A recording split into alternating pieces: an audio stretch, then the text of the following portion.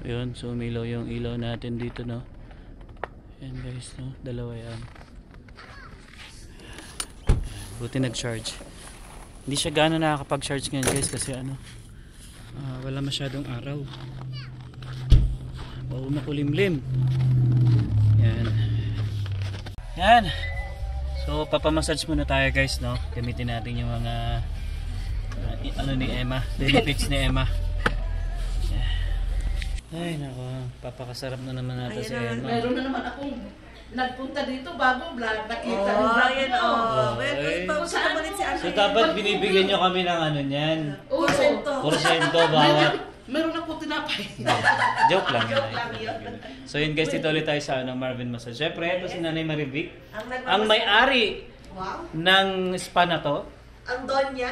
Donya ka ba? Huwag kang ganyan. Ito totoo lang. Ito ang Donya ng Calgary. Vlogger to vlogger. Nakita, nanood ka? Oh, yung misis ko. Oh, see? Oh, ito yung Donya ng Calgary. Yes, See? Hi. Hi. Ito pala, subscriber pala natin to eh. Ayan. Taga Vancouver, pumunta dito. Vancouver pa kaya? Hindi yung isa. Taga Vancouver. Pumunta lang. Nakita daw kayo nagpabuntis. Isipin nyo. Di magkano porsyento ko niyan? Nagpabuntis? Oo. Sabi ko, saan mo na ano? Sabi naman niya, Vancouver kami. Nakita namin yung vlog ni Alo. Yay! Abot ka na ng Vancouver. Chinismis mo na oh. Hindi man ka mapahiya, masarap mag-massage. Hindi oh, magaling to si Nanay Marivic. Siya talaga yung ano, siya yung guys, pag pumunta ka dito sa Marvin Massage, hanapin niyo si... Siya yung uubos ng benefits namin. Yan. Oo nga eh, dapat may porsyento na kami nun sa iyo. Meron! May tinapay nga tayo. Meron. Hindi yan, magpapamassage lang muna tayo. Relax. Relax. Kahit wala tayong trabaho, magpapamassage tayo. Huwag kang ganyan. Wala akong trabaho! Wala pa rin. Wala akong trabaho. Napakasarap muna tayo. Ito pala guys, no, ang oras nila. Kalimutan ko na. Ito. Oh, baka may gusto kayong araw na puntahan o available time nyo, ayan. So, hanggang 10 pala sila oh. Pag Monday hanggang 9 lang. Oh, yun. So, ito yung ano nila guys, nagde-direct billing to si Nanay Marivic. Ayan, so pwede nyo kontakin. Ewan ko nakikita nyo yung number. Ayan. Yun. So, pamassage muna tayo. Accountant ka sa Pinas? Tapos, ito pa. Other services nila guys, no? Ito. Ayan. Meron silang yan, Swedish. Uy, sports massage. Meron din. Hot stone. Reflex. Meron din. So, ayan yung mga presyo pati. Kaya gamitin yung mga benefits. Ay, estudyante ka din? Oo, estudyante. Anong name mo? Ren. Ha? Ren po, Ren. Ren at saka? Nash. Oo. Mag-PGWP na rin yan. So, ihanda nyo rin ba? Oo nga. Para hindi matulad sa akin. Refuse tayo guys. Kaya magpapamassage tayo. A few inches later.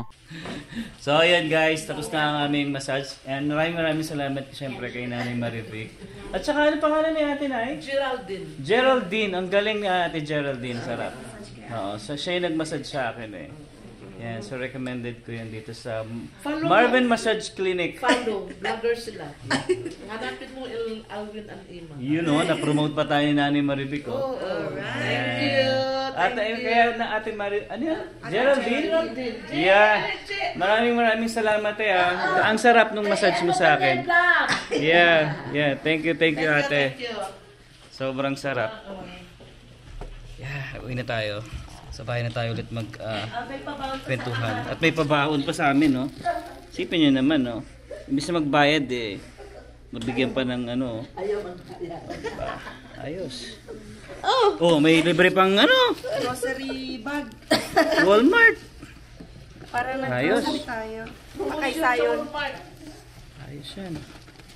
So yun guys, ito tayo sa bahay at sobrang sarap nung masahe sa akin ni Ate. Tsaka shoutout ulit sa iyo Nanay Marivic, no? Sobrang nag-enjoy kami ni Emma. Ayan, so anyway guys, meron pala kaming gusto lang i-share sa inyo. Itong vlog na to guys is about to doon sa Yeah, update sa mga parents and grandparents sponsorship program dito sa IRCC. Bad news, good news? Somehow bad news Oh. sa mga umaasa pa na makapag-apply sana this year 2025. Oh, I see. Come. Okay, so sige, sama tayo dyan sa vlog na. So, yun guys, no? Share lang namin ulit itong bagong update. Ayan. Hindi na nga bago, siguro mga ilang araw na rin tong nabalita. Yan, January 3. Yan. So, this is a breaking news. Sa mga hindi pa nakakaalam, kapag permanent resident ka kasi dito or Canadian citizen, yan, pwede mong may sponsor ang iyong magulang or even grandparents, lolo, lola, under dito sa nga Parents and Grandparents Sponsorship Program. Kaya lang, syempre, alam niyo naman na nangyayari ngayon, no, sa immigration policy ng Canada. So, nagkakaroon ng malawakang pagbabawas. Pagbabawas sa temporary residents, pagbabawas sa mga magiging permanent residents. So, syempre, kapag nag-sponsor ka ng iyong parents or grandparents, so, bilang yan sa mga magiging permanent residents dito sa Canada. Totoo yan. Kaya, ayan, magbabawas din sila. So, isa to sa category na maapektuhan. So, hindi lang international students, hindi lang workers, hindi lang mga visitors ang binabawasan dito sa Canada. Ayan. Pati na lang din permanent resident levels and damay dito yung mga parents and grandparents. Okay. So, ang nakakalungkot lang, ito sad news kasi this year na 2025, wala munang tatanggaping application for parents and grandparents yan program. So ngayon, ang target lang muna ay i-process yung mga applications na na-submit noong 2024. Okay. So ngayon, 2025, wala muna silang i-accept ng mga panibagong applications. As in, totally zero talaga siya. So, totally wala. So, Oh. parang stop muna or pause muna. Wala namang sinabing tinatanggal na itong program. Pero gusto nilang mag-focus sa mga nakapasa na. Ayan. So, sad news sa mga, syempre, na PR or kaka-PR pa lang and gusto mag-invite ng parents and grandparents, no? Syempre, hindi mo na maisasama sa draw or lottery. Alam nyo ba, ang pagseselect nga pala sa parents and grandparents dito sa Canada through this program ay through lottery. So, pwedeng kahit matagal ka na nag-submit ng application, kasama ka na sa lottery ng ilang taon, pwede ka pang maunahan ng iba na kakapasa lang. Kasi alam mo naman yun, lottery. Parang draw lots. Bubunutin. Kung sino yung Oo, so, may kakilala kami ha, yung isa, 7 years nang nasa lottery. And then, meron siyang kakilala na kakapasa lang. Wala pa 1 year. Nabunot agad. So, syempre, hindi mo masabi whether swerte o malas kasi hindi naman yan nakadepende kung nauna ka magpasa. So, lottery yun. Paswertihan talaga. Paswertihan talaga. And bakit nga ba ipopause muna? Yan, hindi muna sila tatanggap ng applications for yan, parents and grandparents program. Kasi nga, di ba, nagbabawas ng permanent resident levels. So, damay doon yung allotment or quota para sa mga parents and grandparents. So, parang ang target kasi dapat ay nasa 32,000 ngayong 2024 and then 34,000 ngayong 2025. Pero, ayan, may re-reduce kasi yan di ba, ng 20%. Kaya, nag-a-adjust din sila ng mga targets for this program. So, parang ito nga, sasabihin natin, damay-damay na. So, magbabawas ng PR levels, yung mga gagawing PR o aprobahan ng PR. So, damay na din. Kung sino yung mga nasasaklaw doon, damay yung sa bibigyan ng PR based on Foreign Skilled Workers Program or CEC. Pero alam ko, magdadagdag sa PNP or Provincial Nomination kasi sabi nila, ang focus daw ay yung mga nandito na sa Canada ang bibigyan ng chance na mas ma-PR yun naman yung sinabi dati, diba? Sa mga nasa outside Canada pa or outside this country. Malaking chance yung mga nandito na. So, sino nga ba ang pwede makapag-invite yan for parents and grandparents? So, pwede ba tayo na temporary resident? So, ayun nga, nabanggit natin na ang pwede makapag-invite ay Canadian citizens and ito, guess what PR. So, kahit permanent resident ka pa lang, hindi ka pa Canadian citizen, pwede ka na makapag-invite ng parents or grandparents mo. Yun nga lang ha, this year, wala muna.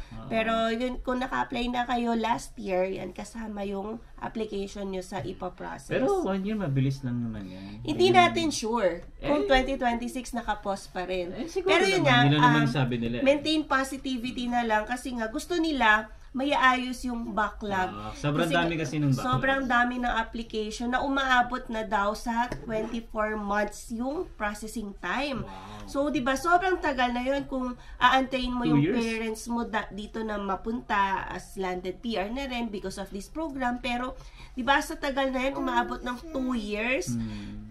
Sabi nila, parang nadidefeat na raw yung purpose ng family reunification. So, binigay rin naman ng Canada itong program na to para, syempre, magsilbing yan, unification ng family. Gusto nila tight yung bonds ng mga tao dito, ng permanent residents and Canadian citizens. So, kung meron silang parents or grandparents na gusto kunin, i-welcome ng Canada yan. Yun nga lang, ito syempre, naapektuhan yung numbers. Hindi lahat naman makakapag-apply, makakakuha ng parents and grandparents. So, nililimitahan ngayon. And ngayong 2025, wala muna. So, wala muna application, ipoprocess yung prior year. Pabor yan sa mga sa mga nagpasa na Yes, nakaraan. oo, kasi hindi madadagdagan ngayon. And yun, wala kayong kalaban na madadagdag sa lottery. So yan, depende nga, pwedeng bad news or pwedeng good news. Depende kung saan kayo nakasitwasyon. Pero kung ako siguro, tama lang din muna siguro sobrang dami ng mga backlogs nga ngayon. Dapat matapos muna yung mga yung 20, siguro 2023 pa meron pa, di ba? Pwede, oo. So, sabi dapat, mo kanina 7 years hanggang ngayon hindi pa rin nabubunot. Yeah, so napakarami nga rin daw kasing nasa pool. Yan, maraming supply. Ilang kaya yun? And I mean, maraming demand yan, pero kulang sa supply. I mean, kulang yung allotment for permanent residency. So, yun lang naman. Ito, another antay-antay na naman. So, alam natin, may mga napi-PR tayong mga kakilala. So, syempre, because of this news, nag-iisip na yung iba, paano ba may invite yung parents or grandparents? So, meron bang alternative option? So, meron naman. Yun yung super visa. So, yung super visa, yan type din yan ng visit visa, pero longer yung duration ng stay. Hindi lang baby, 1 year, 5 years. So, pwede kang makapag-entry dito, magstay per entry ng 5 years. Talaga? Pero, kailangan dito ng proof of funds talaga galing sa sponsor. So, kung tayo mag-sponsor, for example, ng magulang, and then, yun nga, under super visa, kailangan talaga may sufficient funds kami to support kasi 5 years yung super visa per entry. So, marami din kaming kakilala na naka-super visa yung mga magulang nila kasi nga medyo mahirap yan sa sponsorship ma-draw sa sobrang tagal. So, syempre gusto na nilang bumisita, magstay sa mga apo-apo, ayan, ginagamit nila yung super visa. Ang kagandahan lang talaga baby dun sa draw, syempre, PR ka na agad. So, hindi yan katulad ng super visa, as tourist ka pa lang din. Yes, so yung iba rin kasi may mga lola-lola rin na tayo nakikitang under ng PGP program, yung Parents Grandparents program nga. Nagtatrabaho ngayon kasi nga PR naman sila. So, na-invite sila under that program. Kasi pag super visa, you cannot work dahil nga parang visit visa ka. Pero pumapabor lang din naman yung draw-draw na yan sa mga gusto talaga magstay dito na magulang. Pero kung halimbawa, yung magulang mo naman is tamang pang visit lang. Yan, another option din. Aside sa super visa, kung walang sufficient proof of funds, yung mag-sponsor, pwedeng temporary visit visa lang na 6 months per visit. So, okay din yun. Parang lower yung proof of funds na pwedeng ipakita. Napakabilis ng approval. So, sa amin, di ba, yung time na nag-apply yung sa mama ni Alwin, so 21 days lang yan. Pero may mga mas mabibilis pa doon. 7 days, 14 days, approved na agad. So, mas lenient kapag temporary visit visa yung a-applyan, pero yun nga, pag super visa, medyo mas marami ng funds ang dapat maipakita. So, another option, yan, kung nasa working mode pa or working class ang iyong parents, yan, pwede din sila, apply under FSW, Foreign Skilled Worker, or apply din sila under provincial nomination. Yan, kasi nga, post mo na yung PGP.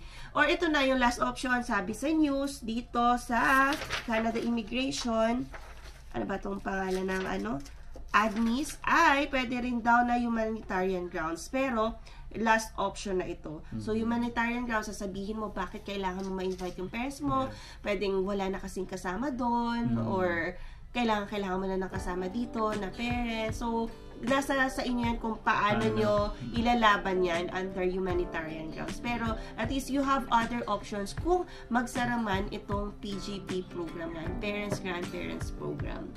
So, yan no, another update na naman. Grabe ang pagbabago. So, marami pang mangyayari, no? Kakastart pa lang naman ng 2025 kasi nandito na yung adjustment na gagawin nila sa mga numbers to reach yung target nila ng reduction ng 20% temporary residents and 20% permanent resident levels. Hindi tayo mapekto lang yan. So, marami pa naman. Alam mo, isipin mo naman, daan-daan libo pa rin naman kahit ma-reduce yun. Nasa 365,000, 350,000. Marami pa rin yan.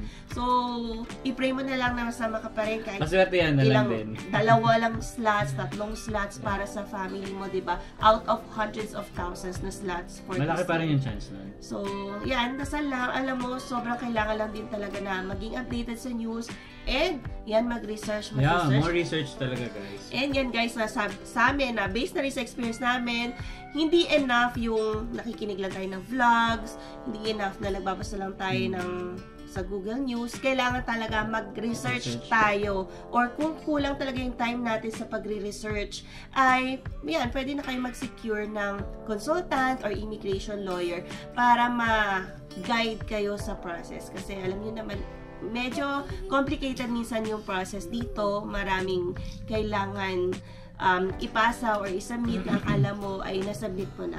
So, yun lang naman ang ating kailangan tandaan.